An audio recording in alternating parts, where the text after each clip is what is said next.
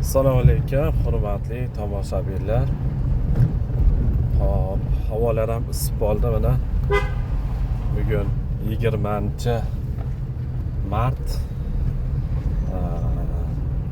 21:00 da O'zbekiston milliy terma jamoasi bilan qo'shni Qirg'iziston milliy terma jamoasi o'ynashi kerak. Afsuski bora olmadim. Juda borgim keladi, lekin vaqt to'g'ri kelmadi. Vaqti 21:00. Ayni meni ibodatimga xalaqit qiladigan vaqt ekan.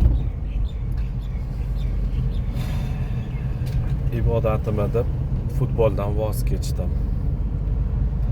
Shuning uchun bora olmadim. Keyingi o'yinlarda Xudo xolasa nasib qilsa boramiz. Sizchi siz?